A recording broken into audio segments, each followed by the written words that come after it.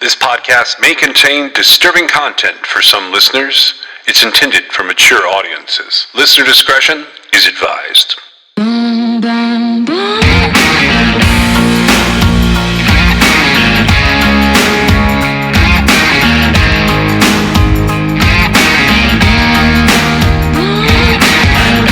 This is True Crime XS.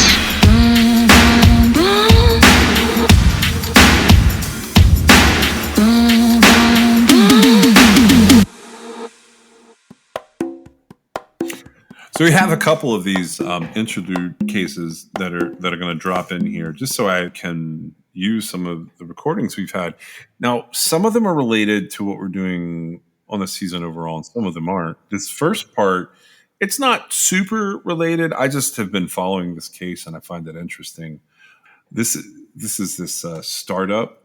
I think that you and I have talked about this. I don't think we've talked about it on the podcast, but this is a startup called Frank. Do you remember? Yeah. So I don't know if it aired, but I do think we covered it.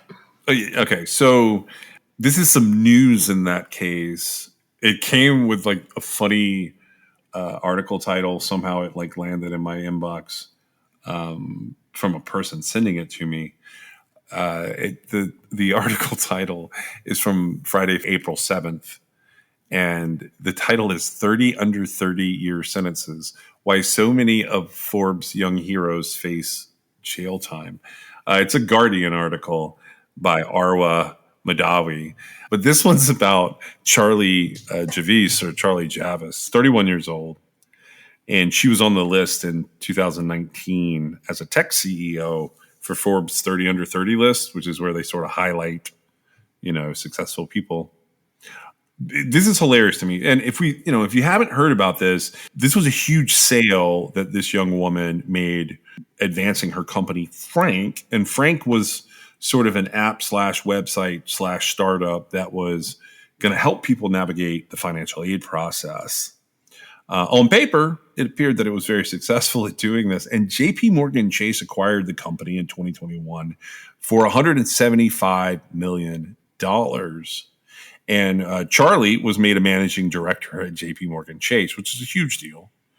On LinkedIn, she had said that in 4 years, Frank had grown to serve over 5 million students at over 6,000 colleges. The article says it turns out those numbers might have been just a teeny bit exaggerated with a lot of sarcasm. But it actually turns out that it's not just exaggerated, it's actually complete falsehood. So she gets charged on Friday the 7th by the Justice Department with falsely and dramatically inflating the number of customers in her company. It was determined, according to a lawsuit that JP Morgan Chase filed, it was determined that Frank only had 300,000 clients. And they had used a data scientist to sort of generate, almost AI style, the rest of their customers, over 4 million extras. Yeah. The big thing for me on this case, it's not just that it happened. She's been charged at this point with multiple counts of conspiracy to commit wire fraud, bank fraud. Each one of those would have a maximum sentence of around 30 years in prison. There's other people from this Forbes list that have faced charges. I'm not going to get into them here. I'm just going to talk about Frank. Well, I'm not sure. Is it readily apparent what has occurred here? It looks like from everything I've read about this case, she inflated the numbers thinking that was like a normal thing to do. I don't think she expected it to be such a big acquisition by JP Morgan Chase. Right, and it shouldn't have been, because they should have the tools in place to realize that it was falsified. Right. So it's a combination of things. So first of all, she's falsifying her user number by a lot. Like basically, she made up 10 times the number she had, and then some. But ultimately, you're right. Due diligence, even at the most basic level, should have been able to to spot this much, much sooner. That it's happening over such a sort of a drawn out period, because 2021 they make the acquisition. 2022 they start to do some things to utilize what they basically were buying, which is sort of this sweet spot list of 5 million future customers for JP Morgan Chase. That's what they were buying. I don't think they gave a happy about what Frank could or could not do. They were looking at the idea that they would have 5 million people's financial information sort of in front of them who they could market all of their products to, particularly that's a sweet spot for credit cards. Yeah. And that's where JP Morgan Chase makes the bulk of its money. So do you think maybe they sort of unconsciously overlooked how great that would be?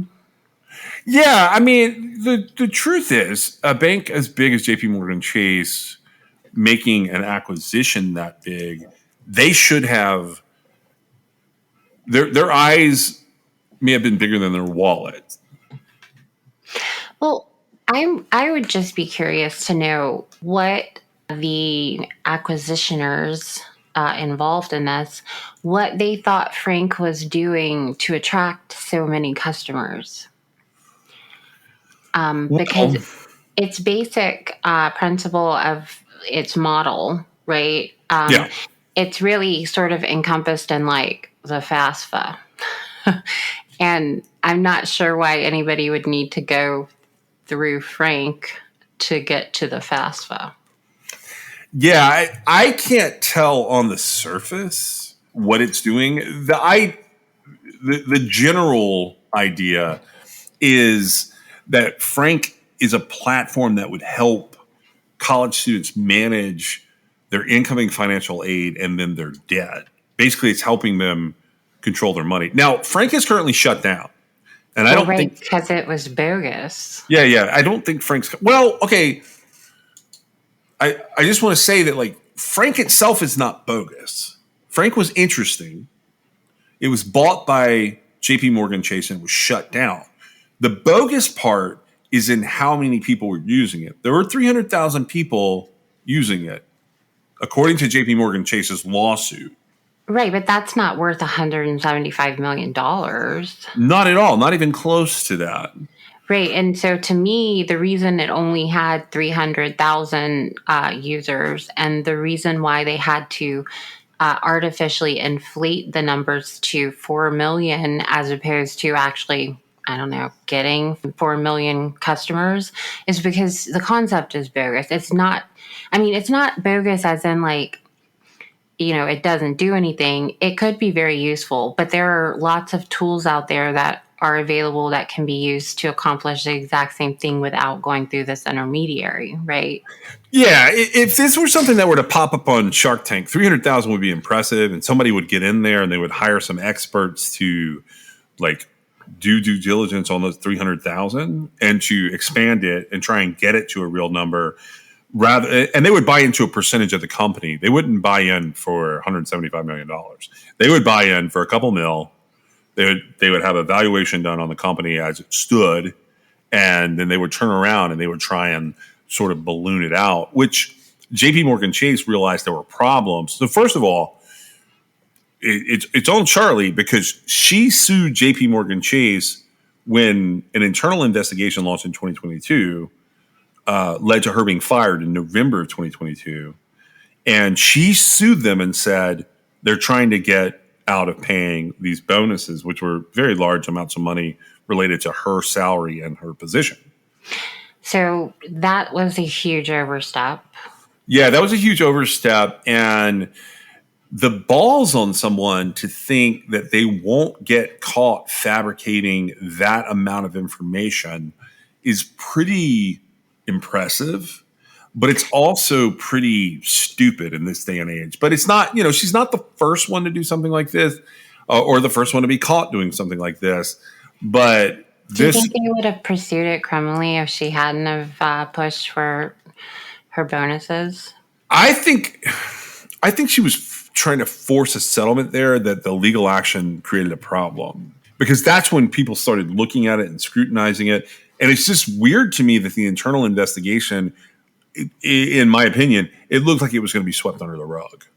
Like, right. Well, because it's embarrassing. Right. We're going to eat this. And We're going to try and claw back some of this money, and that's it. she knows. So they had to essentially hire, like you said, a data scientist to inject their platform with these fake consumers, right? Yeah. And that had to be done a certain way where it wasn't immediately noticed that it was, that they were fake consumers. And so she has to be cognizant that what she did was wrong, right?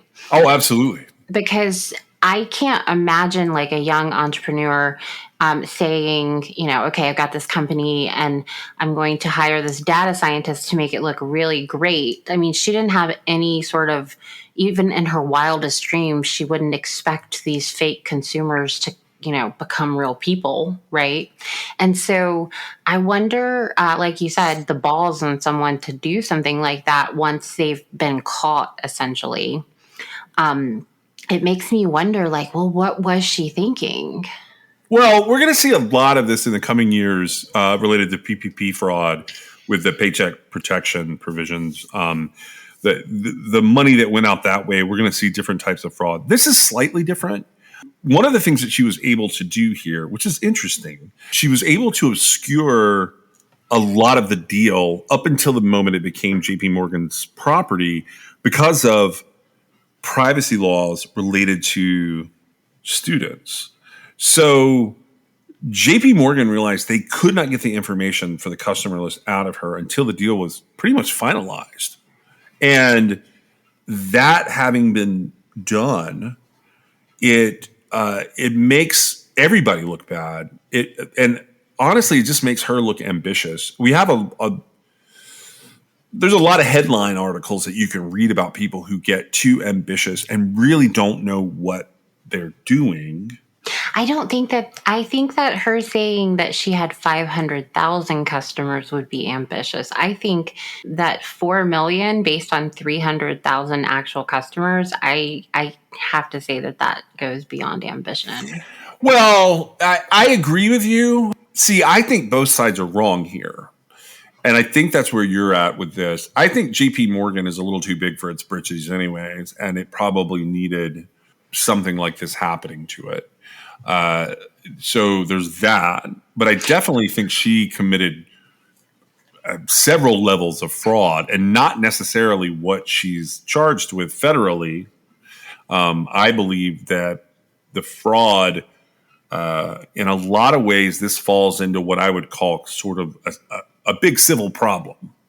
Well, it would be interesting to know, having fronted $175 million to purchase Frank, the company, and provided her with a managing director position at the bank itself, what kind of return were they looking for on that? Well, okay. So what they wanted to do is they wanted to utilize this to both retain and develop customer bases. Right. So, I'm just looking for a dollar amount. In the billions. Right. And so, they felt like she had this thing that they wanted. 300,000 wouldn't have been worth their time, really, because it's not going to generate what they're looking for, right? Yeah, they've bought some. JP Morgan continues to buy some really stupid stuff. And I can say that from the perspective of watching a company with the level of money that has the level of money JP Morgan has access to. In my opinion, when you see this startup coming along and it's raising money relatively legitimately, there's a point in time, like if you look from 2017 to about 2019, Frank is building and building and building, and they are raising, I think, around $25 million is what they end up raising. Right, but they were never generating any money. No, not to anything close to that. No, Well, they were never going to generate Exactly. JP Morgan didn't go in thinking they were going to take over the revenue stream from them, because there wasn't a revenue stream. They were going to use the data for a completely different purpose. Well, yeah, and Frank, like when you look at it, it originally looked like this kind of wholesome thing. So the users were all low to moderate income family. In fact, they boasted that they had a user base that was predominantly women and predominantly first-time college attendees. So these are people, they don't have a history in their family of getting advanced degrees. And what they were doing here is they were providing all of the tools and all of the content and all of the sort of dashboard interfaces to the users for free. But they were then going back and charging the schools a fee to help their students. And that was what was attractive about it to JP Morgan is Frank looked like it was doing business with 300 universities with the potential to do business with 3,000 universities, where it had some guaranteed income down the road to cover Frank coming from the universities to assist these students. And then the students, because of their pleasant user interaction and their ability to monitor their aid and to distribute their aid, they would be able to essentially become Chase customers, that was the deal. That's what they were, where they would have their first checking accounts, they would have savings accounts, they would have other like It was a one-stop shop. Yeah. Right. And then the big bet was, according to their data, this is JP Morgan, Chase, their data, they were anticipating that about 25 to 30% of those people from just Frank would then have their children getting their first checking and savings accounts and using Frank for their college experience. So they really saw this as sort of a lifetime environmental thing that they were doing, where they were going to suck people in and have them be customers of the bank long term. Right. And in theory, there's nothing really wrong with that. Everybody needs access to money. Everybody needs ways to use the money they make, to borrow money when they need it. So it's not necessarily wrong. It's the fact that they put out so much money for so little. And then I'm not entirely sure, but I think it's her sort of doubling down when she was denied something she felt like she should have because of course they fired her once they realized she had like blatantly presented, just a big old ball of fraud to them, and they had purchased it from her. Yeah. And well, she filled a niche that they thought that they were. So in about 2013, Chase Bank stopped doing private student loan because, well, not just private, but also like federally backed student loan lending, because they realized that there was no bottom to it and it wasn't a good fit for their business. They had been looking for an inroad back into that was safer, and Frank looked like it would be that thing that they kind of wanted. So I don't know what the value of JP Morgan Chase is overall. I know it's a huge number. I would say that if you had to look at it, it's probably something like 300 billion or 350 billion. And in my opinion, they should eat this on the front end. She should get a nice plea deal and probably some white collar work somewhere to help identify other scams that look real similar to her. Yeah, I don't know. I have my thoughts about financial crime. I do feel like that blatant disregard. Of course, I've never spoken to this person. I mean, she could have a perfectly plausible explanation, but I doubt it under the circumstances where they hired this data scientist. If they said, well, it's normal to inflate things. Well, I mean, I could buy that a little bit, but not this much. I can't imagine anyone in good faith feeling like, exaggerating the numbers to, more than 10 times what the actual numbers are would be like an acceptable thing, right? It's just Yeah. not happening. I bring her up because I have a different thing to cover today. I think you read up on this. Do you ever read New York Magazine, like their strange articles that they put out? Yeah. So they do this thing called One Great Story. A lot of times, like the stuff that pops up in One Great Story can be political, or it can be sort of zeitgeisty. They had one pop up on April the 11th in the Intelligencer section by a guy named David Herbert. It's too fascinating to pass up, and it kind of ties into some thoughts I've had along the years, and it also ties into a pop crime versus true crime, but it ties into the Vidocq Society, which is the Vidocq Society is an interesting group, which I'm sure you and I have talked about them, so I assume you know a little bit about them. I do. Mm-hmm. It's a members only sort of elite crime solving dinner club, I guess would be the right way to say it. It's out of Philadelphia, Pennsylvania.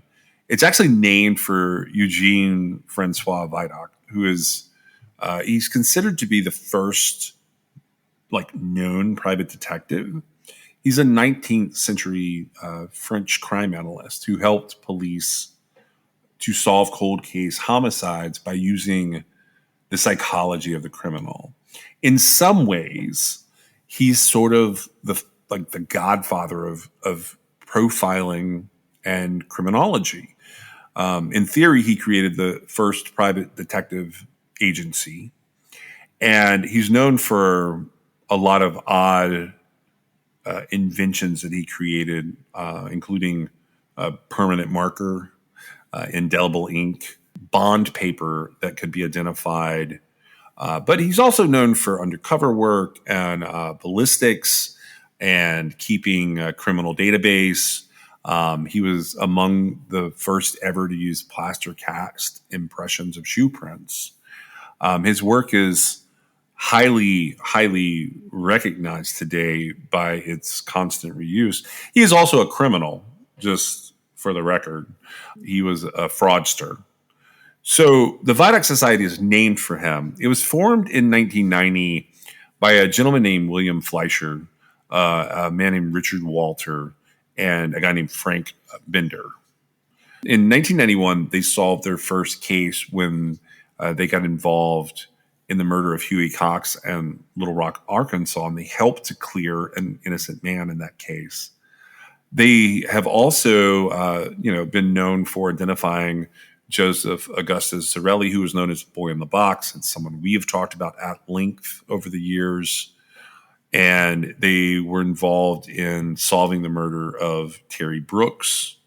They sort of have a reputation that if you have like an unsolvable case, you could bring it to them and potentially get leads that take you down this sort of massive rabbit hole. But today, I want to talk a little bit about one of the founders of the Vidocq Society, and I'm going to pull from this article pretty heavily. The title of the article sort of gives it all away. The Case of the Fake Sherlock. Richard Walter was hailed as a genius criminal profiler. How did he get away with his fraud for so long? Now, before we got into this, had you ever heard of Richard Walter? Just in passing. Yeah, I had only heard his name once or twice, and he is involved in a couple of high-profile cases over the years.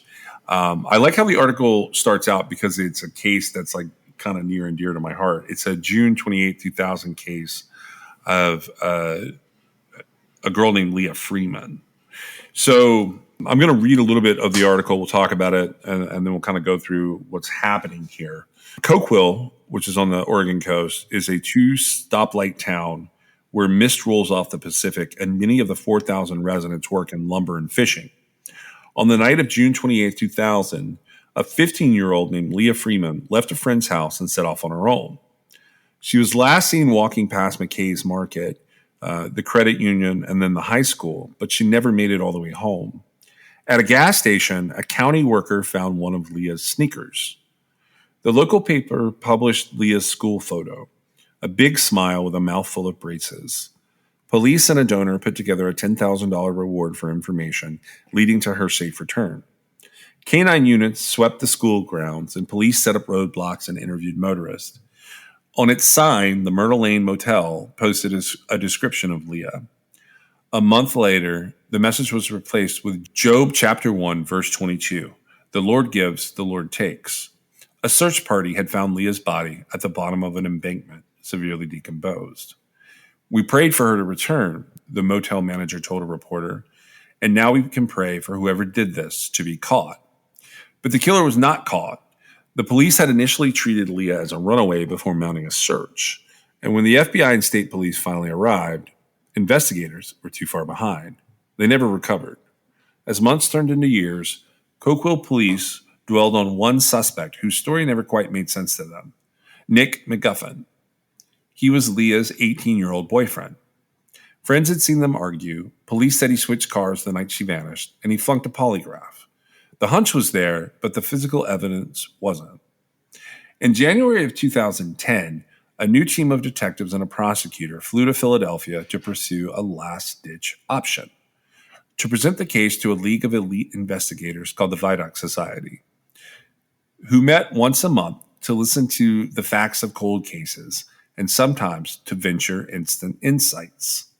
The group's co-founder, Richard Walter, was billed as one of America's preeminent criminal profilers and investigative wizard who could examine a few clues and conjure a portrait of a murderer.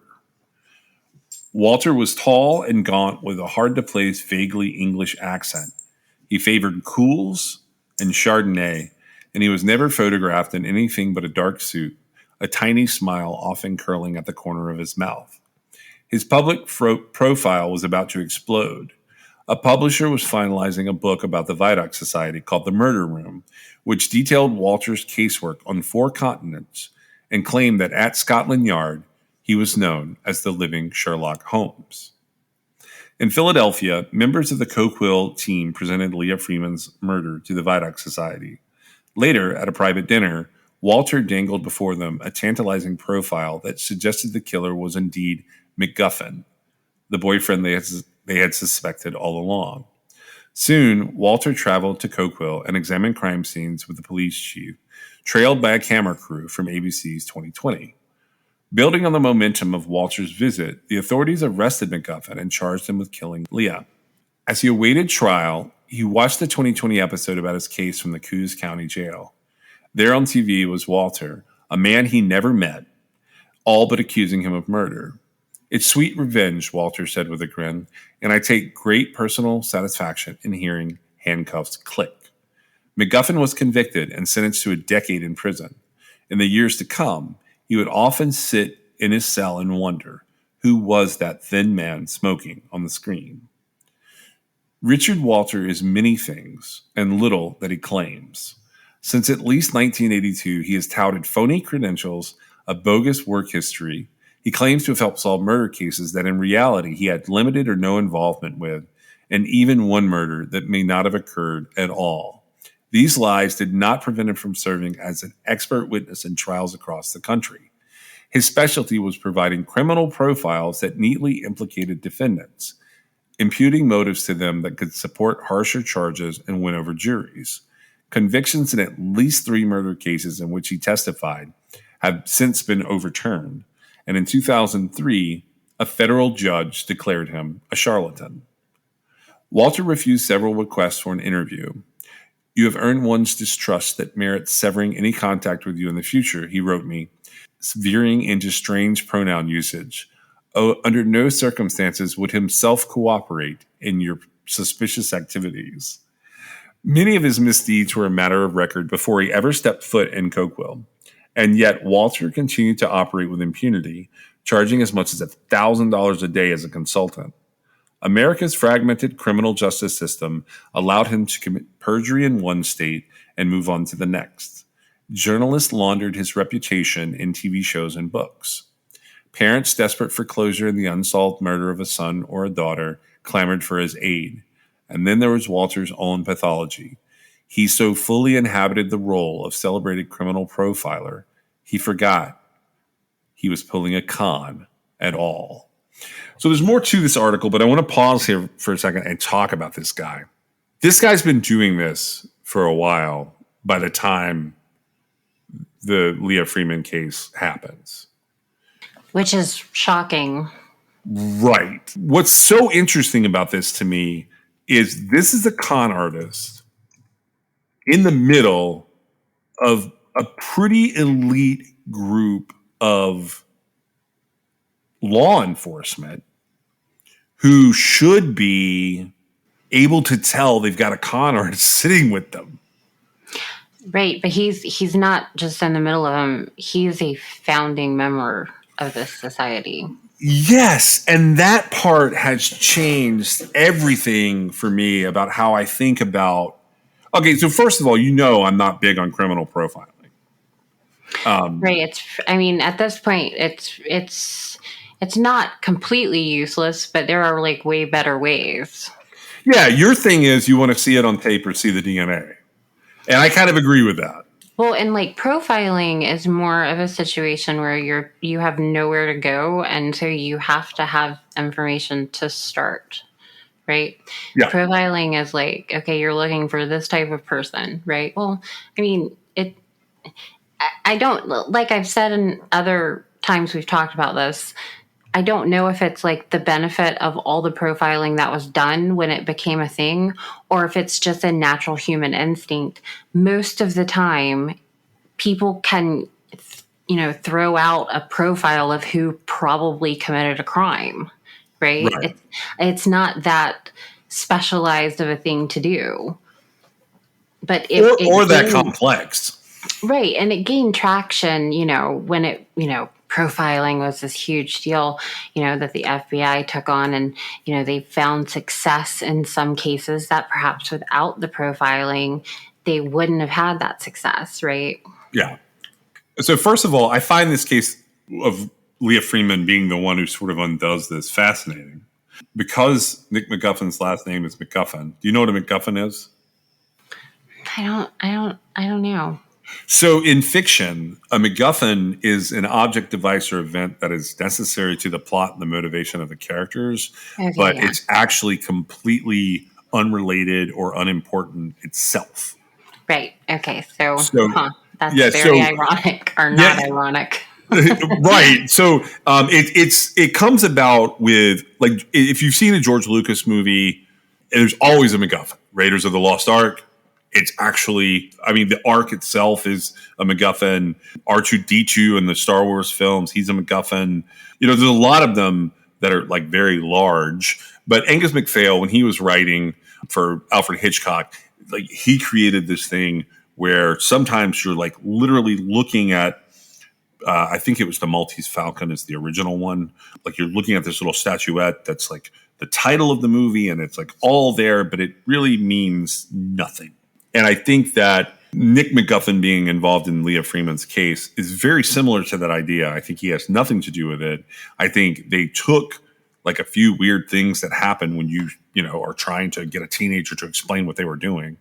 And they end up in this situation where, whether he did it or not, you have this long, ongoing cold case because of, Richard Walter sticking his finger in it. So go ahead. Well, according to him, like he solved the case. Yeah. And so that here, we'll get back to him for a second. So in Richard Walter's telling, and this comes from the article in New York Magazine, he was fated for a grim life studying criminals. Schoolmates who grew up with him in the rolling orchard country of 1950s Washington state remember an outgoing popular kid who liked the piano and led the prayer band at a Seventh-day Adventist boarding school. In September of 1963, at the age of 20, he married a former classmate, and he briefly took a job at a funeral home. But his brother recalls that he didn't want to work with any old stinky bodies.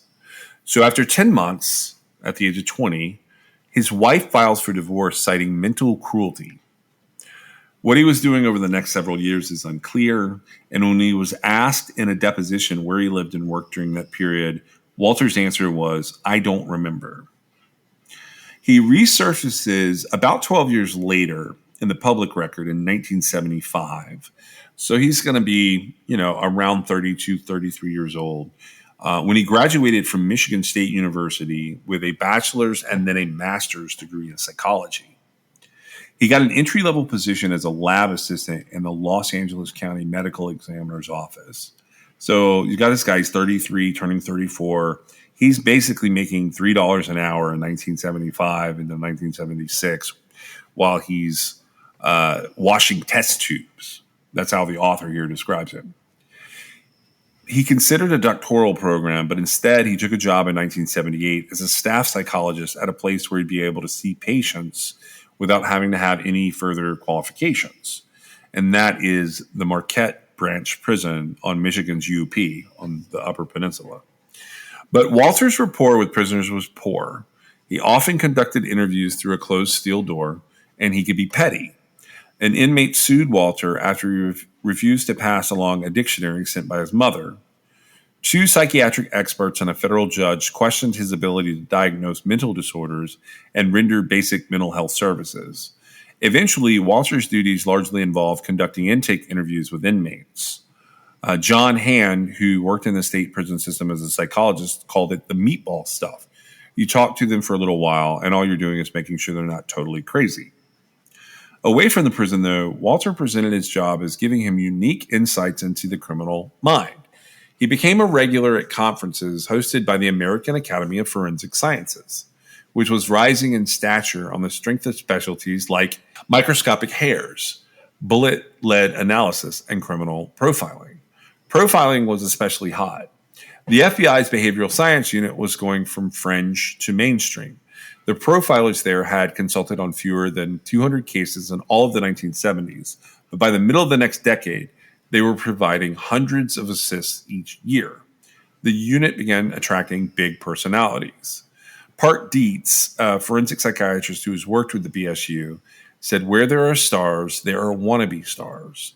Those with big egos who often gravitate to these centers of narcissistic glory." In 1982, Walter became a full member of the American Academy of Forensic Sciences, which is a powerful credential. That year, for the first time, he would try on this invented persona in a courtroom. So we're going to talk a little bit about another case they mentioned in this article. It's a weird one, but it's the first time that Richard Walter is in a court giving like a pretty serious opinion that's going to have an effect on a sentence. Robbie Drake was wearing military fatigues and carrying rifles and hunting knives when he left his home in the Buffalo suburbs. It was just before midnight on December 5th of 1981, and the 17-year-old headed to an area of North Tonawanda filled with abandoned vehicles. He took aim at a 1969 Chevy Nova, and he fired 19 rounds into the passenger's side window. But then from inside the car, he heard groaning. The location was also a lover's lane, and his bullets had struck Stephen Rosenthal, 18, and Amy Smith, 16. Drake then stabbed Rosenthal in the back. 2 police officers on a routine patrol spotted Drake stuffing Amy Smith's body into the trunk of the Nova. The case appeared to be open and shut, but the prosecutor, Peter Broderick, saw weaknesses. Drake insisted that it had all been a mistake. His reasons were just plausible enough to imagine holdouts on a jury. The scene had been dark. Drake said he shot the car for target practice, thinking it was an empty, abandoned vehicle, and he panicked when he heard Rosenthal, and he stabbed him to make the noise stop. However unlikely that sounded, Broderick lacked a clear motive, and intent would be the sole issue separating a murder conviction from a lesser charge of manslaughter. Broderick later said, "All I needed was some reasonable explanation for why this thing happened." Broderick suspected that Drake's motive was sexual, so that he was there to do something to Amy Smith. He hired Lowell Levine, a forensic odontologist, to testify that faint marks on Smith's body were signs of post-mortem biting, which was possible evidence of a sex crime. Levine suggested that to firm up that angle, the prosecutor should bring in another expert, someone he'd recently met at an American Academy of Forensic Science conference. 2 weeks later, Broderick drove to the airport and picked up Richard Walter. So first of all, forensic odontology is unto itself a problematic thing. Unless they've got DNA samples. Right. But now we're going to throw Richard Walter into this. On the stand at Roby Drake's trial, Walter related an impressive and fictional resume. He falsely claimed that at the LA County Medical Examiner's Office, he had reviewed more than 5,000 murder cases. Walter also said he was an adjunct lecturer at Northern Michigan University. And while he had spoken there informally, possibly once, he said that he wrote criminology papers, that he had never been published, and that he had served as an expert witness at hundreds of trials. At this time, he testified in 2 known cases. One was about a simple chain of evidence question, and then in a civil suit against the car company. Walter told the jury that Drake had committed a particular type of lust murder because he was driven by piquerism, which is an obscure sadistic impulse to derive sexual pleasure from penetrating people with bullets, knives, and teeth. Drake's attorney told the court that he could not find any expert who had ever heard of piquerism, but the judge denied his request for more time to find a rebuttal psychologist. Drake ends up convicted of second-degree murder, and back in Michigan, Walter sends Broderick an invoice. So he secures 2 consecutive terms of 20 years to life for the fee of $300. Right, he just made it up. He just made it up. So the trial is the end of Roby Drake's freedom, and it's the beginning of Walter's new career. This guy runs with it. His professional opinion is for sale, and he literally has no bounds. He's willing to, cater an answer that is going to be in your court. It's crazy, isn't it? It is crazy. And the only thing that I could think of, like the whole time I was reading this, is so this guy, if you take a look at him, there's nothing like spectacular about him. He's just sort of an average looking guy, right? Maybe even a little bit academic, nerdy kind of, right? I would agree with that. I feel like the secret to his, I guess you'd call it success, if we're weighing on, how successfully he was able to present himself and, keep this con going. I think that the secret to his success was he presented himself as above and beyond reproach. Like he really does, yeah. He says something and then he sort of dares anybody to prove him wrong. And I have no doubt that the jury relied on this testimony. And it's so weird to me because, like, if you can't find anybody to rebut testimony, you really do need to consider what you're looking at, right? As far as like, wait a minute, you're saying this, and like, there's absolutely, like, this was just a fiction that he just spouted out of his mouth, right?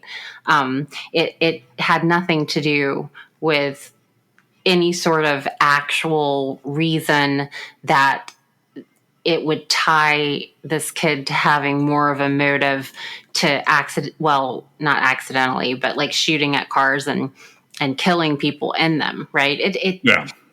But that the jury relied on that. Oh, yeah. And when you have a situation where you have the state putting on expert witnesses, which he didn't qualify as an expert witness credentials-wise, right? He just pretended like he did. Correct. which is bizarre, right? Well, It's so bizarre. he's participating in fake it till you make it. Like, to be clear, picarism is considered to be a real sexual paraphilia, but it is But it had no bearing on the situation that he was right. testifying about. It has nothing to do with the Drake case at all. In fact, it's not even a factor. It's not just that. I don't know how to explain it. There are a few cases where picarism is considered to be confirmed as a paraphilia involved in murder. You could go read about them on the internet. But the truth is, it's a paraphilia that is largely left ununderstood. Like, we don't understand it enough yet for someone like Richard Walter at this time to be talking about it in court. Well, and wouldn't that be concerning that? Yeah, it should have been. And it does catch up in about 20 years. So what Walter does with this is he starts testifying in occasional murder trials. And the effect that has is eventually the real things he's talking about in court replace all of the bullshit on his resume. In 1987, he took the stand in the state of Ohio versus Richard Haynes. He was holding himself out as a superstar in the field, and he tells the prosecutor in that case that he was one of just 10 or so criminal profilers who were trusted by the FBI. Then he goes on the lecture circuit, and he starts widely giving speeches. The examples given in the article were lust, arson, and rape, a factorial approach, and anger biting, the hidden impulse. And audiences appeared to love this entertaining, wry style that he presents things with. An amused attendee after Walter's presentation at a 1989 conference, which was hosted by the Association of Police Surgeons of Great Britain, said, his story, as many of Richard's are, has to be heard from his own mouth. It would lose all by repetition by another. So Walter continues to get venues for his theatrics that are not just in the courtroom. Now, according to one version of events that's documented in this article, around this time at a forensic science convention, possibly an American Academy of Forensic Science convention, Walter meets a guy named Frank Bender, who was an eclectic Philadelphia artist who his sideline was to do forensic sculpture. Specifically, he would reconstruct busts from decomposed bodies to try and give a face to victims. Bender was plugged into the Philadelphia law enforcement scene, and he ends up introducing Walter to Bill Fleischer, who is a customs agent. So the three of them have dinner at a diner, and they end up talking about this series of cold cases until the sun goes down. And while they're standing outside afterwards in the cold, they have this idea that maybe they should organize something bigger than just the three of them and get a group of elite law enforcement professionals together who would have regular meetings and they would talk murder. And they had to decide what they were going to call this. And this is where they decide to go with the Vidocq Society. So the three of them, Walter, Bender, and Fleischer, established the Vidocq Society in 1990 in Philadelphia. Even today, the Vidocq Society has a stellar reputation. Well, right. And so if you think about it, Walter initially testified in the case that we were just talking about in 1982? Was that right? Yeah, 82. And so from that point up until, the society was formed, he was, gaining respect in the role that he was playing, right? Now, he had absolutely no qualifications for this. He had a master's degree in psychology, but that's not enough to be a psychologist, right? You still have to get a doctorate or a PhD or an MD, to actually, practice psychology. But, it would give him some understanding. But he took it and ran with it. You're absolutely right. And so now I don't know about you. I hadn't really thought a whole lot about the Vidoc Society. I am familiar with it. And I know, it's like these highly revered, experts. And I'm not entirely sure that is the actual accurate description. Yeah, it seems like, I haven't looked into it enough to say one way or the other, but I will say that the information here, I had never had any reason to question what they had presented to us because it just hasn't come up. I mean, there's all kinds of fake stuff out there that you've never encountered. So you don't have to think about it. But this has presented that, right? You've got a situation where one of the founders, he faked it until he made it, and he presented himself as this expert beyond reproach. And, to some extent, I see where that had to happen. It's the outcome and how it influenced these other people's lives that he cared very little about that really causes it to be a problem.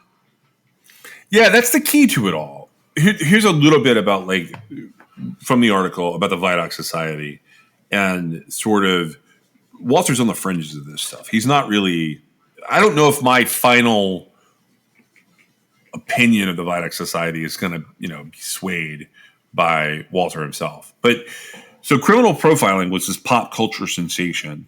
And that comes about because in 1991, The Silence of the Lambs it's a huge deal. It's this, psychological thriller horror movie. It makes $272 million that year. It sweeps the Academy Awards. There was an FBI profiler who helped Jodie Foster prepare for a role named Jana Monroe. And she says it was a very exciting time, but the FBI didn't want the attention. So there was this vacuum created in that. So you've got 1990, the Vidoc Society is created. 91, you have The Silence of the Lambs. So by 92, the media is clamoring for secret criminal organization stuff. And the Vidoc Society sort of moves into the vacuum. And that is the best description I've heard of it. It comes from the author here. And he says that they were quickly being mentioned in write-ups in the Philadelphia Inquirer and in the New York Times, and then doing their own write-ups. And reporters were relishing describing the three co-founders. You've got Bender, the artist, who shows up in T-shirts and jeans. You got Fleischer, who is this big, lovable teddy bear G-man. He would tear up during these presentations. And you've got Walter, who's this chain-smoking genius off to the side. Hollywood begins calling, and network television begins calling. CBS's 48 Hours comes to watch the Vidoc Society, considering a case, specifically the case of Zoya Assor, who was a 27-year-old who was found dead in the woods of Ocean County, New Jersey. Her fiance was an ophthalmologist there named Ken Andronica. He suspected her death was not a suicide, but was a murder. And a friend of Andronica's had approached the organization for help. Fleischer presents the facts and then concludes, now our case begins. The CBS correspondent at the time was Richard Schlesinger. So he runs around and he's trying to get everybody's opinion on this case because this club has grown at this point. But he's asking people, is it murder or suicide? And most of them are saying that it's murder. Walter at this point tells the camera that Ken might have been the killer and that he might be playing a high-risk game of catch me if you can. So Ken Andronica had been more than 1,000 miles away at the time of Azor's death. He's watching this 48 Hours episode from his apartment, and he's like, what is going on? His patients began to cancel their appointments, and his medical practice gets upended, and it stays that way for many years. He's never charged with a crime. Retired Ocean County Detective James Churchill, he dismisses the whole theory and the Vidoc Society's involvement. And he says they never looked at the file. They never had any of the statements. They never had any medical records. The fact that they were discussing it was preposterous. That's from James Churchill. Now, other people have not been as lucky. At the Vidoc Society's April 1992 meeting, so this is 2 years after it's formed, a Philadelphia homicide detective named Bob Snyder. He gets up on the podium, he opens up a file, and he presents the cold case murder of an undergraduate student named Deborah Wilson. So she's from Drexel University, and she had been killed after working at the computer lab. You've got everybody sitting here having lunch, and then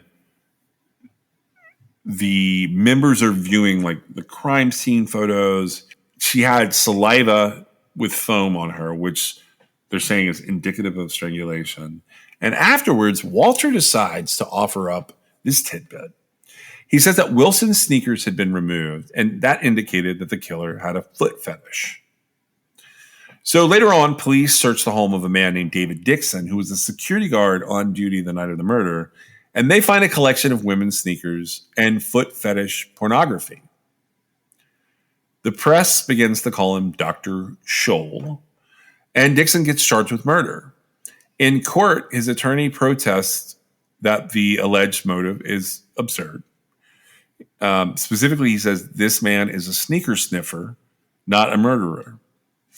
But the prosecutor was a man named Roger King, who was a powerhouse in the prosecutor's office. He claimed to have put more men on death row than anyone else in the history of the office.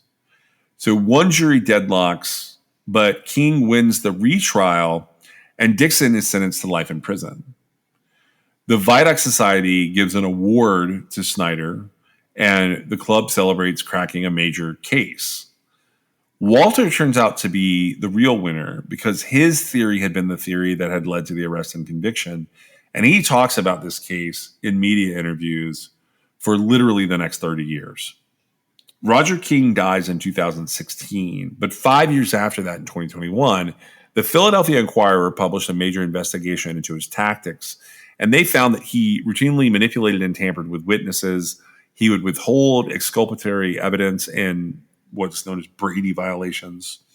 He would also employ jailhouse snitches whose credibility he knew was less than stellar. One of the men who testified against Dixon was a man named John Hall. And John Hall's wife had helped him fabricate testimony by sending him newspaper clippings in jail. She told the Inquirer in 2021 that nothing John Hall had said was true. Now, at least 7 of Roger King's murder convictions have been overturned, and we will talk about him again down the road, I'm sure. It is anticipated that Dixon's will be the next. In 2022, his attorney filed a petition with the court arguing that King withheld or twisted information critical of Walter's foot fetish theory, including the possibility that the victim's sneakers may not have been taken from the scene at all. That is a big deal for me. So the Robbie Jake thing, I can kind of get away from the whole piquerism is bullshit. As long as we call Richard Walter out for being like a fraud, I'm okay with that one. I think that guy, he probably did deserve some time in jail, more than a manslaughter conviction. He comes back up again here in a minute. But the Dixon case is the problem. Well, mostly the first case, he did stab the guy after he had shot him by accident or not, right? There was more contact involved. And, it's a very tragic situation. He was 17, right, when that was happening. So very young. He was 17. Yeah. And so then here, right, he could have just as easily been writing fiction as far as I'm concerned. Now, he was convicted on it, and this was the backbone of a lot of the credibility that, he was able to get, Walter was able to get as he continued on, right? Because he did present this as he had this theory that led to the conviction of the man who killed this woman, right? Yeah. And so that's the beginning of building his credibility. Yeah, it is. It's weird because you can't pull that base out from under him. The article continues that the Richard Walter story is not the case of an imposter who goes undetected, one misstep away from being discovered and exposed. Lots of people saw signs along the way, but few had any incentive to do anything about it. Throughout the 1990s, he was continuing to work in the Michigan correction system as a psychologist. And word eventually got around about his profiling sideline. Most of the people that worked with him found the arrangement comical, including John Hand, his contemporary. He said, if he's got an international reputation, why is he working in a prison for $10,000 a year? I mean, it seems like it would just be blatantly obvious, right? Yeah, it does. Other people saw through Walter's act, including retired FBI agent Greg McCrary. He recalls that the Behavioral Science Unit once invited Walter to Quantico to ask him questions about inmate behavior. The narcissism, I think, was obvious.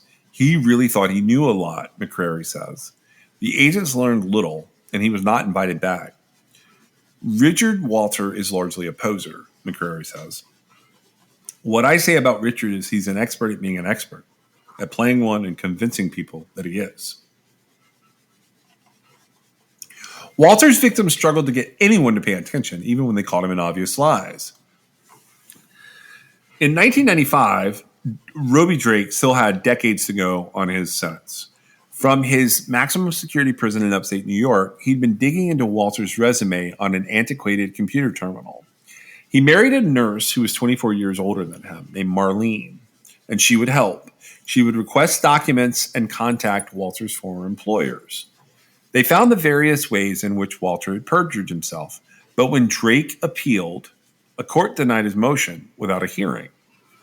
So Marlene then sent the American Academy of Forensic Sciences a 13-page dossier of Walter's inflations and outright falsehoods.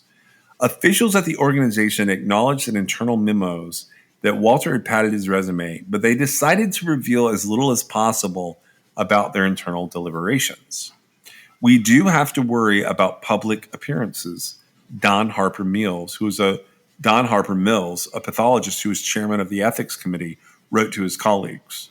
In a February 1996 letter to Marlene, Mills delivered his verdict in a single paragraph. Most of the issues do not involve the Academy's code of ethics, he wrote. The committee has concluded unanimously that there was no misrepresentation and therefore no code violation. One reason Walter kept skating by is that defendants like Drake existed in a form of ethical twilight. He was a guilty man robbed of due process. An expert witness had lied and had perhaps spent more of his life in prison than was warranted because of it. But he had killed 2 teenagers. What was Walter's perjury next to that? Walter was also galvanized by support from an unimpeachable group, and that is the victims' families. He spoke before the Parents of Murdered Children, a nonprofit that offers grief counseling and helps families lobby parole panels against early releases. And later, he joined the board. At the group's annual conference, he granted private audiences to devastated parents. After years or decades of frustration with police and prosecutors, they appreciated Walter's shared sense of anger, like when he said that some murder suspects could be handled with 7 cents worth of lead. So he's flat out advocating, like, going around the process altogether. So it shouldn't be all that shocking that he is willing to bend the rules to keep being whatever you want to call it. I could see that in some of the cases, but I feel like in some of them, I don't know that would really work. But what do you mean? Well, I could see where he thinks he's just, giving the extra little oomph that the state's case needs to put this guy away, right? But I don't, some of it, I feel like he just has brought out of nowhere, beyond just being like, well, this is the most logical thing that happened, or this is the only way I could really see it, which we get to, like, later on. Yeah. But to me, the way that he sort of plays on the victims' families, where he's garnering their support by saying, like, I think that the person who did this to your family member deserves to be shot. Who cares about the justice system, right? And they're all like, yes, this guy's on our side, right?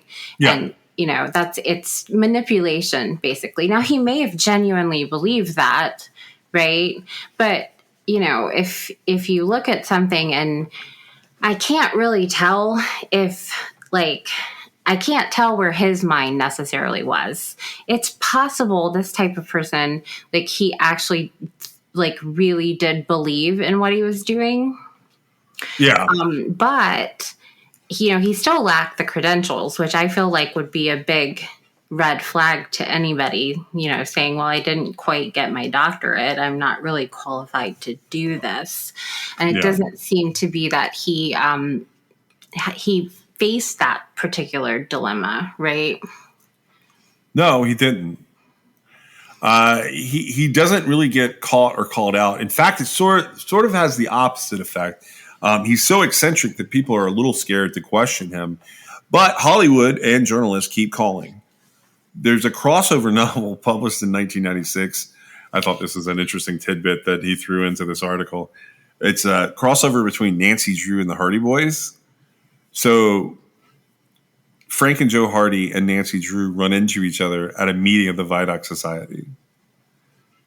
That's hilarious because, you're talking 6 years earlier, Walter was in on creating this. Well, yeah, and to me that lends more towards like sort of what's revealed in this article in 2023 is that there is a possibly more fiction than reality happening there. Oh, well, I would agree with that. Yeah, that makes sense the way that you said it. So for a long time, filmmakers are chasing him. In 1997, Danny DeVito's Jersey Films bought the Vidoc creators' story rights in a deal that was worth around $1.3 million. No movie ever gets made from it, though. And for those of you who don't know how that works, there is a lot of steps in that process to get that $1.3 million. And typically, a deal that high, it actually has to have a theatrical release with a certain level of revenue. You would get money at each stage, so you get a little check up front for the option, and then when it was developed into a screenplay, you might get another check, and then when it actually went into production, you get another check, and then if it gets released, you get another check, and then if it gets a big box office bonus, it might end up being the $1.3 million. But those numbers are usually kind of fictional. Right. And so basically you're saying that by the author of this article saying that it wasn't made into a film, that they didn't get $1.3 million. Like No they got way. No. somewhere at like whatever stage it got to. And there's no details here about why. I mean, in theory, the production company could have bought it with no intention of ever releasing it, I guess. I don't know what the terms were, but basically they got a little bit of money. Yeah, a little bit of money came across for the option to take place. But more than likely, they started digging into the story and realized there was going to be more problems than positives. One of the things that I think part of the problem here, and I feel like we're in this like unique position.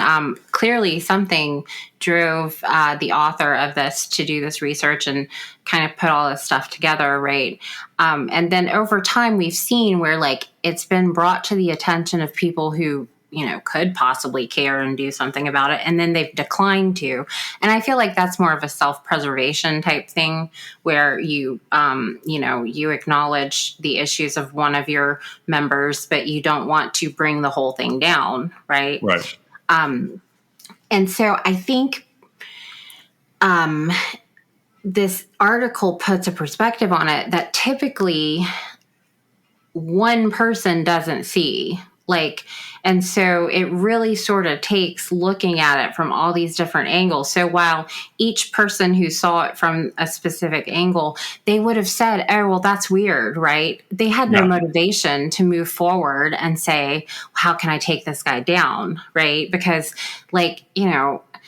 most of the time, if I'm watching something, especially like a trial, and an expert is on the stand, the last thing I'm going to think is like, I need to disprove this expert, right? Yeah. Because I'm not an expert. And so I think that we take a lot of it at face value. And I think he relied really heavily on that. And you said that like everybody was, frustrated and kind of afraid to confront him about some of the ways that he conducted himself in these criminal investigations. And like I said, the key to his con being successful was he presented himself as being above reproach. And then they went along with it, afraid to confront him. Yeah, he ends up birthing his own legend. There's some interesting things that go on that get brought up here. Now, the Vidoc Society in general, in this article and the different statements I've read, depending on who you talk to, some of the anonymous members who've been there a long time, they say that like he plays this role and he's sort of obnoxious and no one challenges him. Officially, the Vidoc Society now looks at what happened there and they say that like they were keeping him in check as much as they could. Looking at his body of work, and particularly in this article, they point out that Wheeler claimed he has some preoccupations.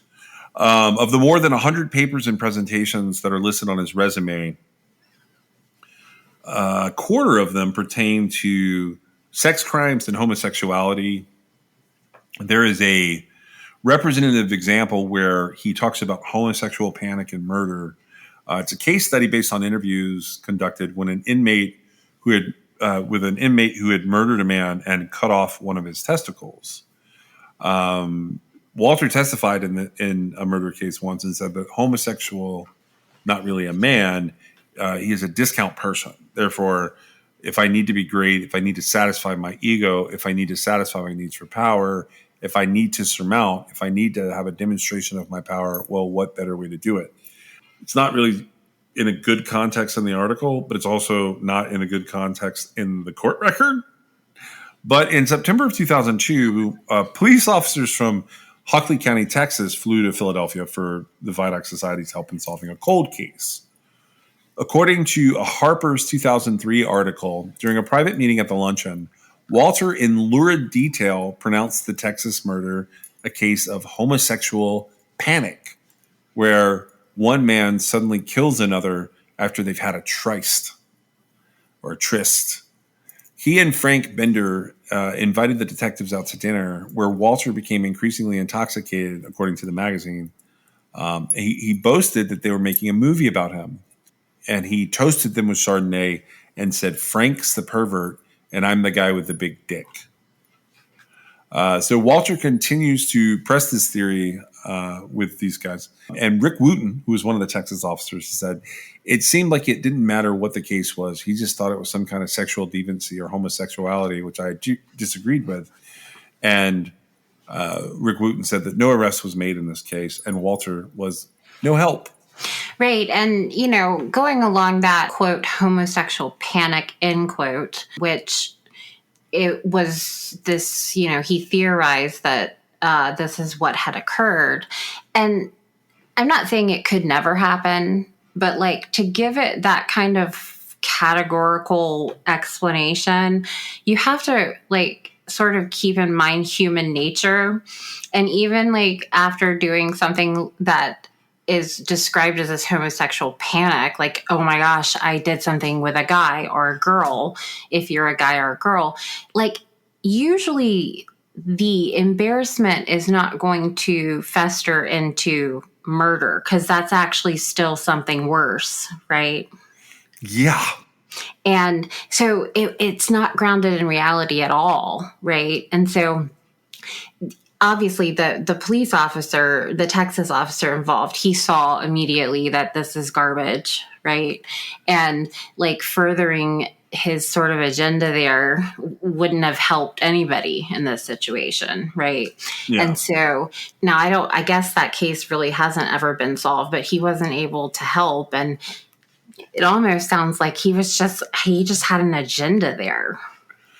Yeah, he definitely has some kind of agenda related to that. And that happens sometimes when people sort of get caught up in the unknown. They'll throw something on it that is their own predilection sometimes. In September of 2000, Walter retires from his job at the Michigan Department of Corrections at the age of 57. And he moves to Montrose, which is a town in Pennsylvania. It's closer to the Vidoc Society. And there, the author interviews Betty Smith, who was a former curator of the local historical society, who said that everyone was falling all over him because of his reputation. Walter tells his neighbors that he came to testify at a murder trial. He fell in love with the town and he decided to stay. But two attorneys that were involved in the case he was talking about said that they don't ever recall meeting him. So he began to take on more freelance work in retirement. Go ahead. Well, to me, that makes him seem a little less con artist and a little more out of touch with reality. Like, Yes. I don't know if you saw it that way, but it seems like really strange to associate yourself with something that could very easily be disproven, right? Like to say I testified as an expert on this case, and then like anybody who took the time to look would see you didn't, and then what do you say, right? Yeah. Well, his response to it is just do more work. So he's retired. He begins taking on freelance work. He's, when he goes around places and shows up in trials, he gets the attention he's looking for. He ends up on the front page news. In at least 7 separate cases, Walter would speak to local reporters and deliver a catchphrase, which is a warning to the killer that their arrest was imminent. And that catchphrase was, "Don't buy any green bananas." It took me a really long time to figure out what he was talking about. Like your bananas won't get ripe before we get you. I got it finally, but I was like, what is he talking about? Some weird code, right? Basically, they're coming for you and they'll sit there and rot, right? You won't have a chance to eat them. Right. Well, his work in at least 5 of those cases does not lead to arrest. In a 6th case, the suspect that he favored was a Catholic priest who committed suicide. And for some reason, Walter gleefully claims that as like proof he was accurate. This is the case of a double homicide where Dan O'Connell and James Ellison were killed. I think it's out of Wisconsin, but the murderer was Ryan Erickson, who was a Roman Catholic priest. And he was trying to prevent Dan O'Connell from going public with child molestation allegations.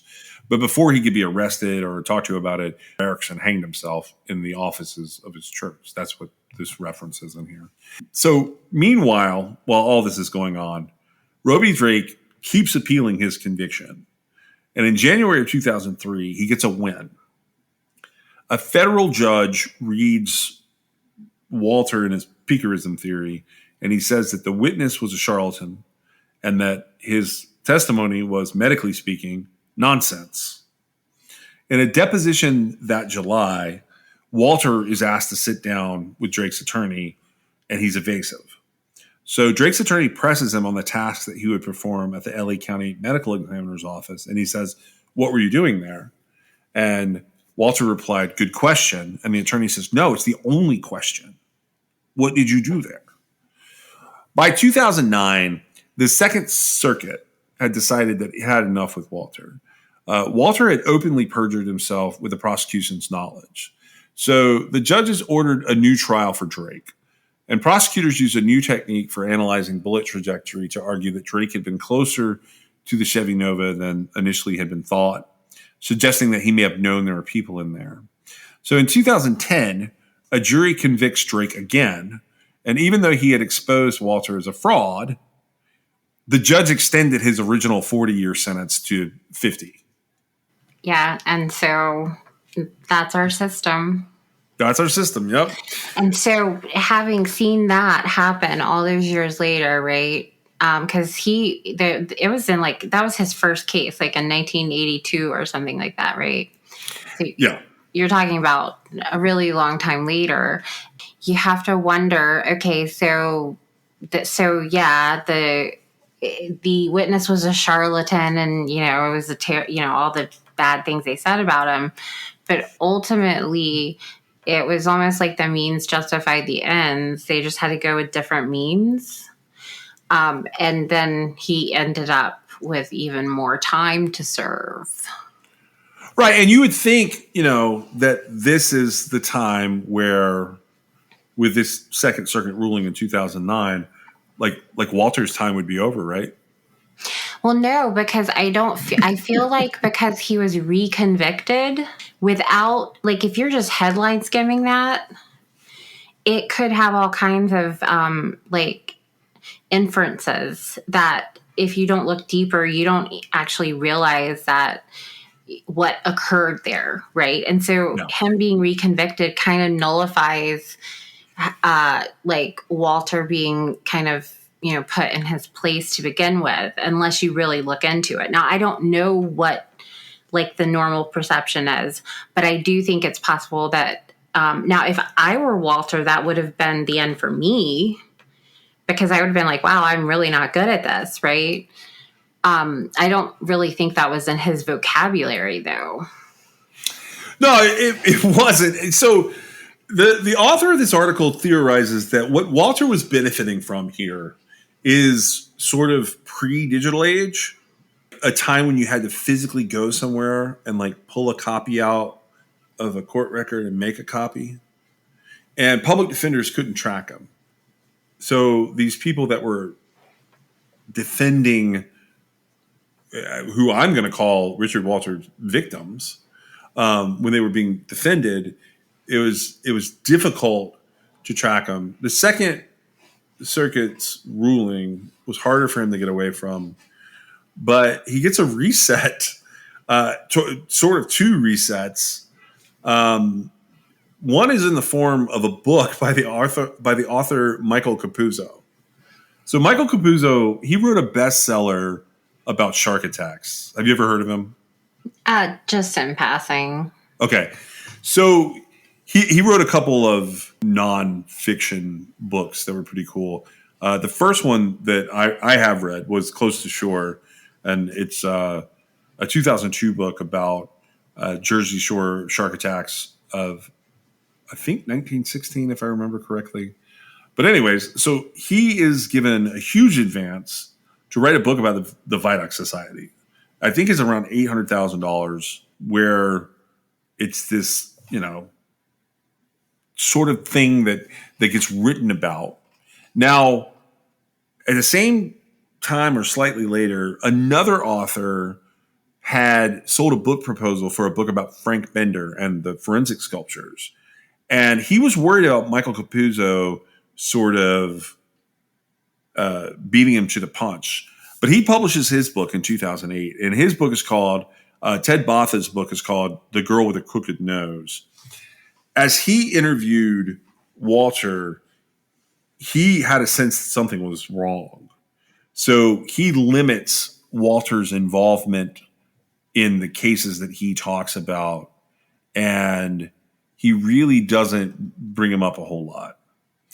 Now, Michael Capuzzo's proposal, like the log line for it is, it's a true tale about a mysterious group of skilled detectives who use their skills to solve only the most despicable crimes, led by a figure who seems to be a contemporary Sherlock Holmes. Now, Ted Botha, for his commentary, he basically said he was amazed that like nobody he came across while he was writing his book, The Girl with a Crooked Nose, had talked to Capuzzo.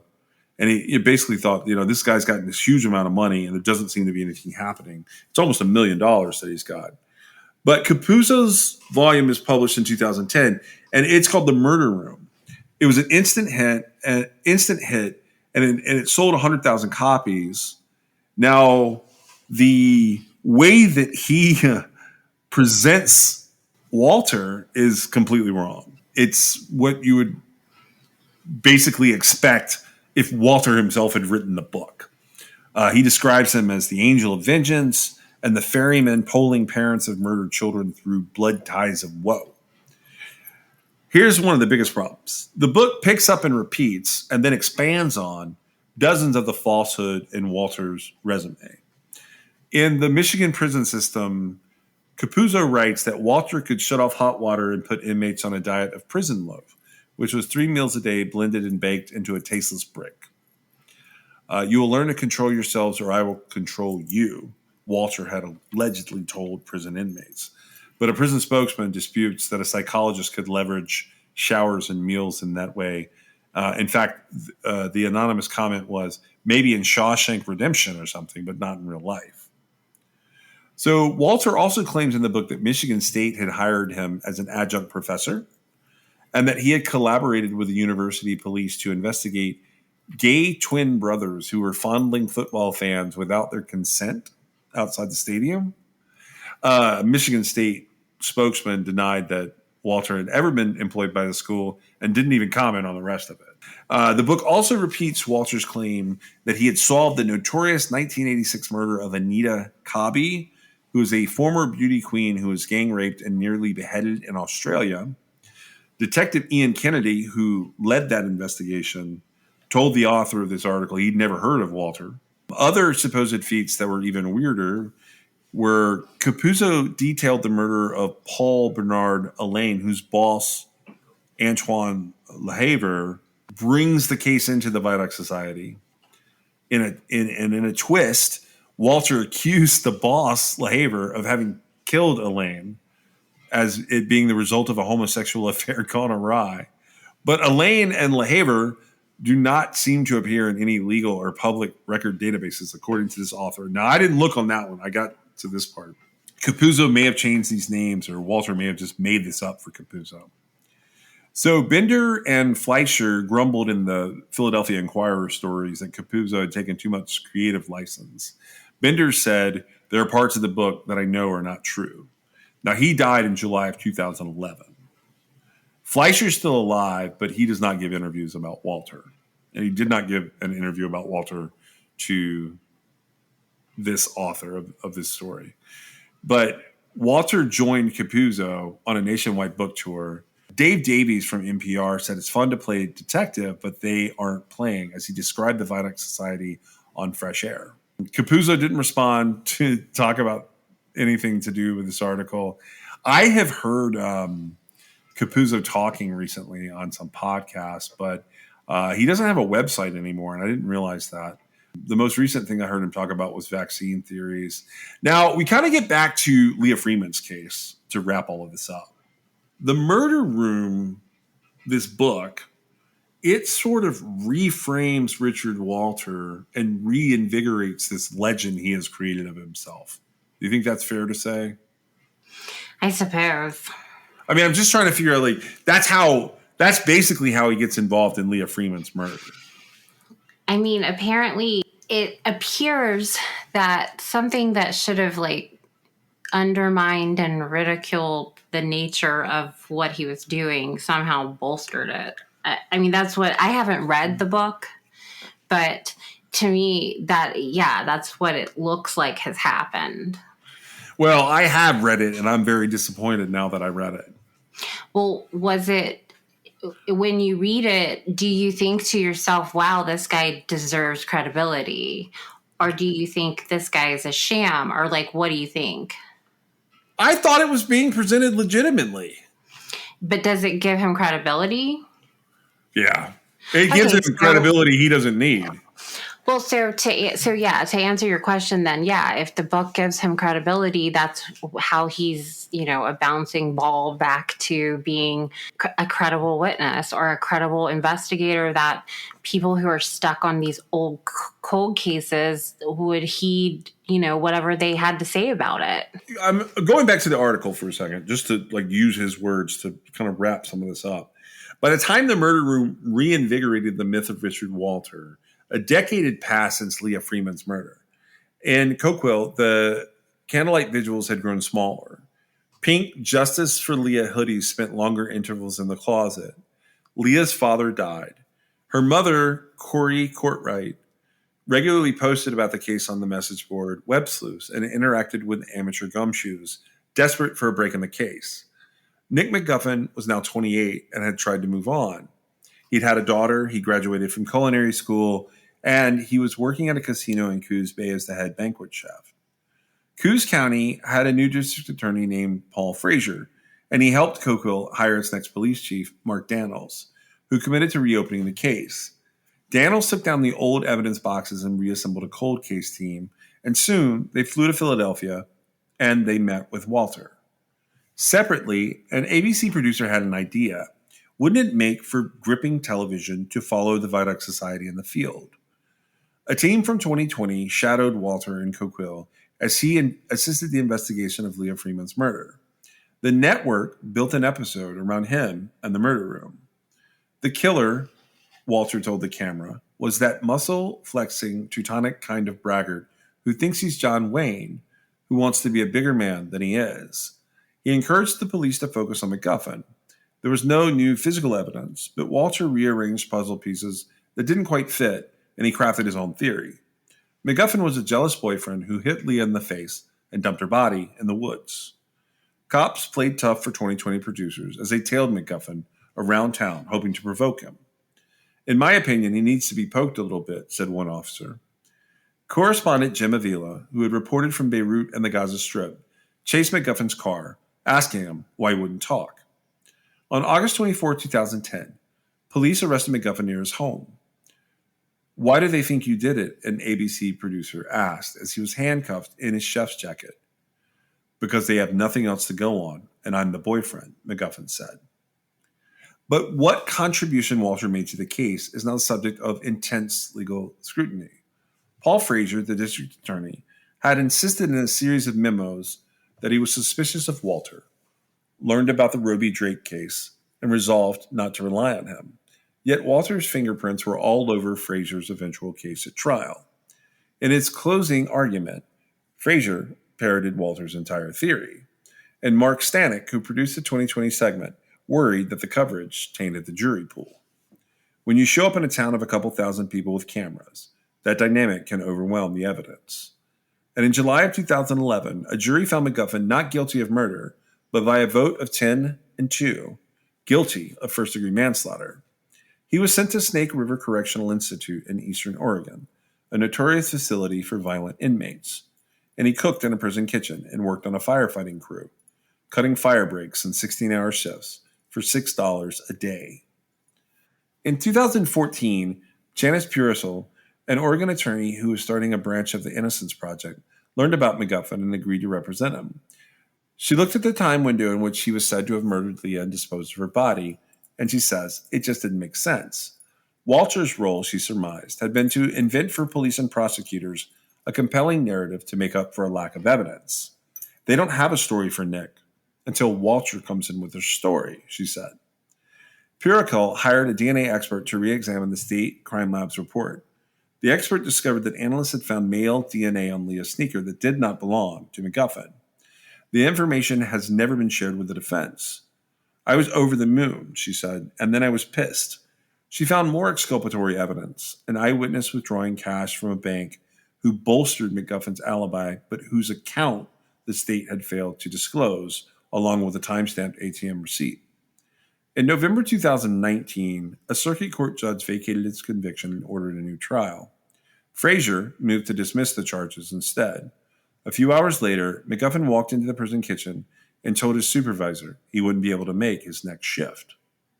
ABC aired a follow-up 2020 episode celebrating MacGuffin's release and examining all the missteps in the case, except for its own. When I called Jim Avila, who is now retired, he defended the original report's accuracy, but he said he deplored the true crime genre as one of the lowest forms of journalism. My friend, 35 years in network television has destroyed my idealism. We should all be working for ProPublica, but we're not. Does that make us bad people? I couldn't get a job at Frontline. I tried. I couldn't get a job at 60 Minutes. Avila said the background sheet his producers prepped had no red flags about Walter. Perhaps no one thought to look him up on Wikipedia as they prepared to air the episode that fall. If they had, they would have seen several paragraphs under the heading, The Drake Case. MacGuffin is now suing Walter, the Vidoc Society, and Oregon law enforcement, alleging that the state fabricated evidence, coerced witnesses, and withheld exculpatory information. This past June, Walter connected to a Zoom deposition from a Comfort Inn in Scranton, looking tired. He was recovering from cancer and surgery. One of MacGuffin's attorneys, Andrew Lauersdorf, grilled the profiler about his claim that he worked on cases with Scotland Yard. Walter could not recall the name of any inspectors he'd ever worked with there, and he appeared not to know that Scotland Yard and the Metro Police are in fact the same organization.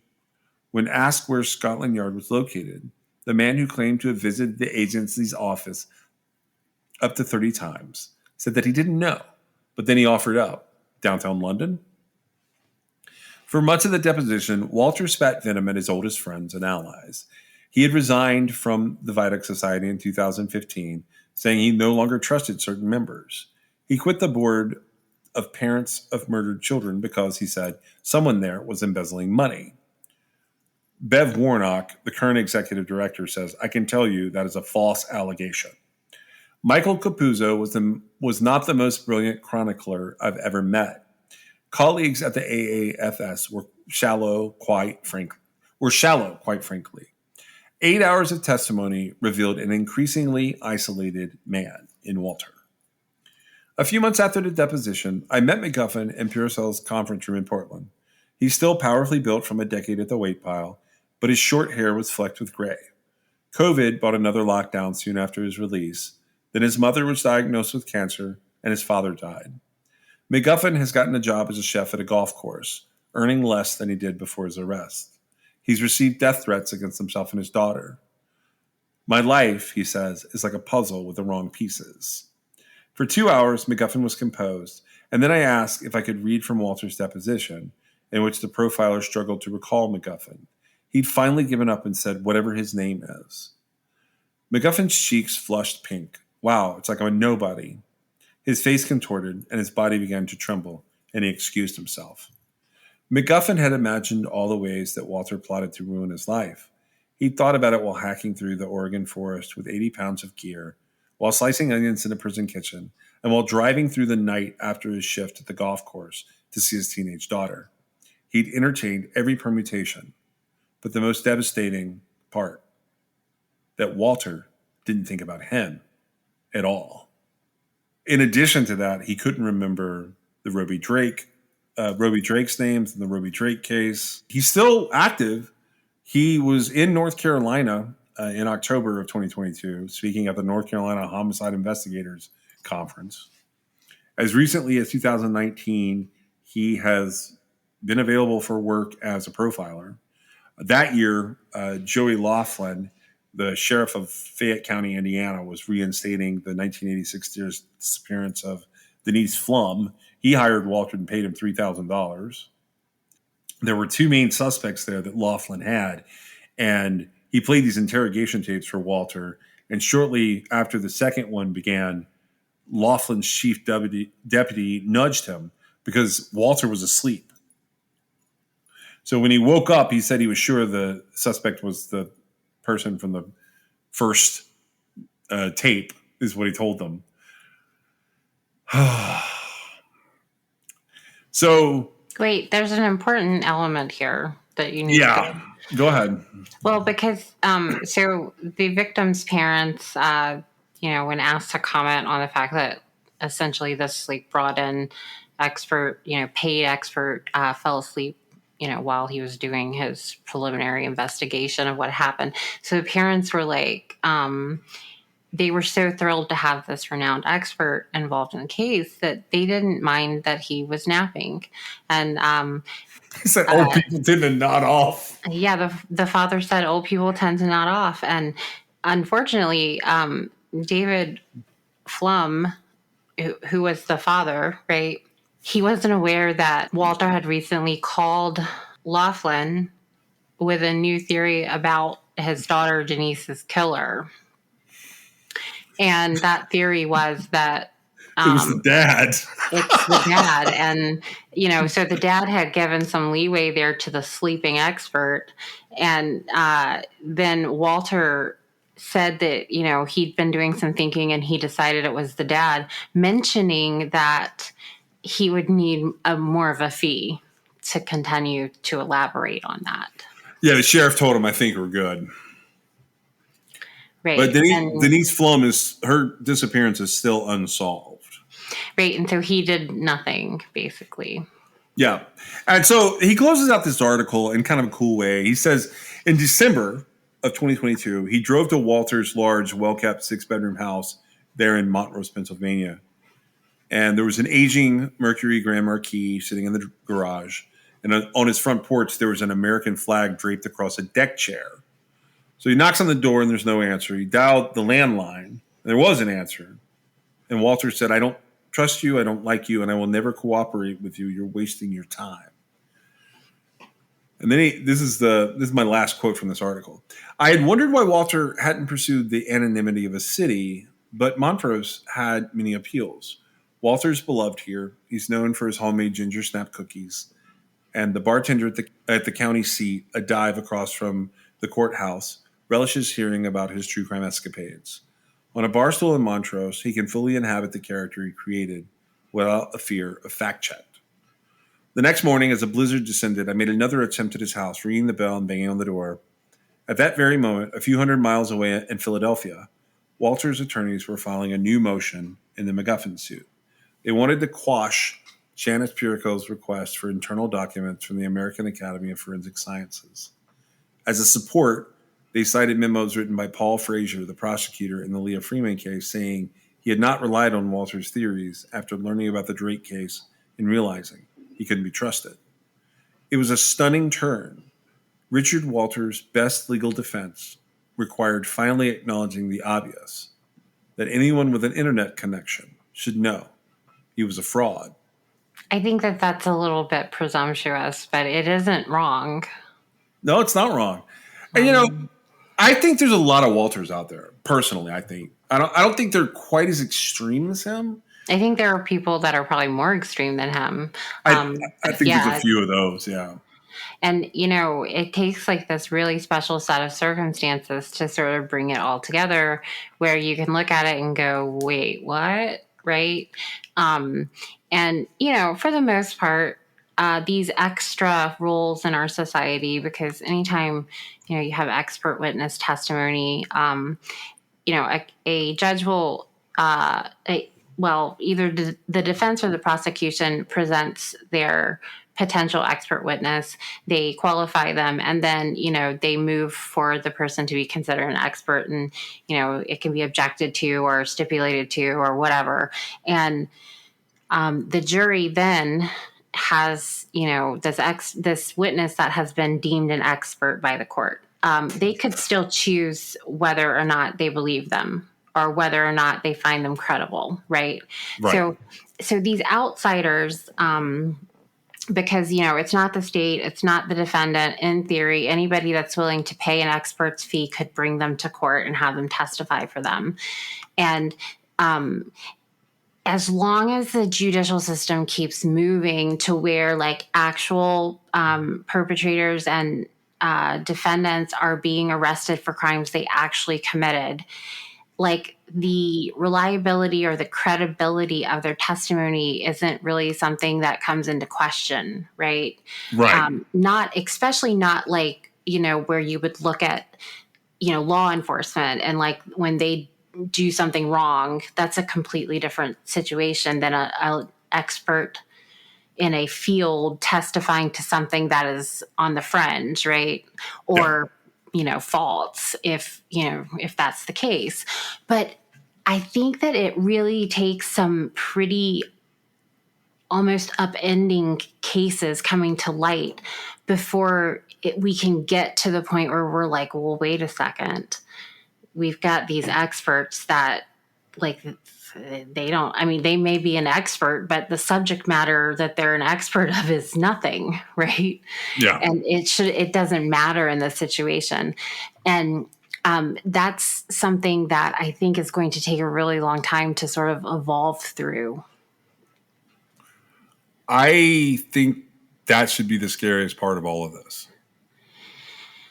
Right. And to take it with a grain of salt, maybe, because I feel like if I were sitting on a jury and there was expert testimony and, the whole game is the prosecution puts on an expert and then the defense puts on an expert to rebut the, state's process. So, and it's not always that all you want to do is undermine the credibility to where they sort of neutralize each other, right? Yeah. Because you want to make like your theory just as plausible as theirs, and with that comes reasonable doubt. But when that's not done, a lot of times a jury will take an expert for what they've said. I haven't read through like the actual testimony, like I don't know exactly what was said in these cases. I feel like there was a kind of stark injustice done here because you've got Leah Freeman being murdered. You've got, 10 years later, her boyfriend being charged. Now, the prosecution has said that, they didn't really rely on Richard Walter much, at least as much as the civil case like infers that they did, right? Right. He seemed, at least presented in this article, he seems to be that sort of tipping factor because 10 years had gone by. There wasn't anything else that happened, right? It wasn't like new evidence presented itself. There was nothing that really tipped it, except you've got this guy coming along who's touted as an expert. He's got this recently published book that gave him credibility as an expert, at being part of this Vidoc Society and everything that went along with it. And you've got him sort of saying, I know it seemed unlikely to you guys before, but let me tell you this story. And then suddenly the evidence they already have that they've had the entire time since Leah was missing and then found, and they go, oh, well, that might work. And so it's almost like they just sort of relied on the narrative being spun to where they could make it fit. Now, it needed more to it, in my opinion, because this expert was just spouting fiction, and which is exactly what he did. But they took it, and I realize that they're saying they didn't rely on it. I find that to be unlikely, just because, like, if it wasn't him, there's some other factor that made them all of a sudden use the exact same information they'd always had to arrest this guy. Now, I happen to remember sort of the mainstream media like around this where they had footage of him being arrested, right? Do you remember this? Oh yeah. And it was insane because the whole time, now granted, she has like, if we say that he didn't do it, right, and he's out now, so if we say he didn't do it, like, in theory her murder's unsolved, right? Now, did he just serve his time and get out, or was his sentence overturned? It was overturned based on the DNA evidence that the Innocence Project came up with off of the shoe, which is weird, but that's what it came from. So the other part of that is we have this DNA evidence showing up on a shoe. I know, it's the second one. I know. And I don't know if it was the shoe that was found. Yes, it was the shoe that was found at the gas station. Well, one is found away from her, and that's where this evidence is. Well, I thought both of them were found away from her, at least not with her body, but like it was strange the way they were found. I'm not actually sure because I didn't go back and look at this case again, but it was a young girl who disappeared in like the summer of 2000. And so she would have come up with keys at least briefly, right? Yep.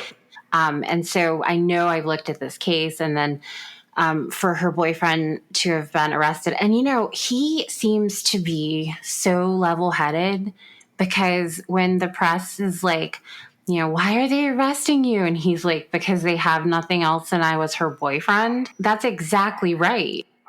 This makes things so weird for me when you have these bizarre experts like this. I'm always pretty wary, and I'm always aware that like there's more of them than there are like really good legitimate experts that are going to, like, there's a lot of people that come to testify in court and they're testifying about something so basic that there's not really a question of are they an expert, are they not an expert. When they go above and beyond like this, that's a different thing. But there's so few people out there that are able to, for lack of a better word, solve cold cases with expert opinions. And, usually you don't see this. When you start seeing the same names over and over again, you should question that. Right. You should be really upset about it. Yeah. Right. And so in this case, you have a situation where, but for this guy coming along and saying, well, I'm an expert on this and I've profiled it and this is who you need to be looking at, right? An arrest probably wouldn't be made. Well, as long as the person he's saying did it that's something. But when you're he spouted off in several cases, right? Yeah. Now, granted, you can see the difference in where some of the time law enforcement didn't take the bait. For example, the case that the boss brought to the Viaduct Society, and he said it was more than likely the boss, right? And they were like, well, that's probably not true. And so they didn't act on it, which is what you expect law enforcement to do, is like to not act on ridiculous theories, right? Now, granted, it wasn't a ridiculous theory in Leah Freeman's case. He's not wrong. Like, the boyfriend would be a suspect, right? It's just there was no additional evidence that ever presented itself, and even if they suspected him, they didn't have enough to act on it without this guy's opinion, right? Yeah. And so, I feel like that would, let's say that he believed in himself, like, and he really thought what he was doing was accurate. It should make you think, like, 4 or 5 times before you actually say it out loud. He did not seem to process it that way, right? Because you're essentially, if you're wrong, you're putting some stock and some credence into a theory that is essentially going to ruin an innocent person's life. And he takes it with a grain of salt, as opposed to, because he couldn't even remember their name later on. And, the author talks about how he got really emotional. And that particular paragraph reminded me of those scenes on true crime documentaries where, like, the person asks them to stop filming. Yeah. And they keep filming, and they put it in the final cut, and we see it as the audience. I wish people would stop doing that, because it's an invasion of privacy. If somebody asks you to stop, don't put it on there. But anyway, I'm bringing it up. But it was a compelling presentation of, like, how much this guy that was essentially, let's face it, he was responsible for his arrest. To me, there's not really a question. They can say he wasn't all they want, but unless they give me some other information as to why they acted when they did, I would say he was responsible for it, right? Yeah.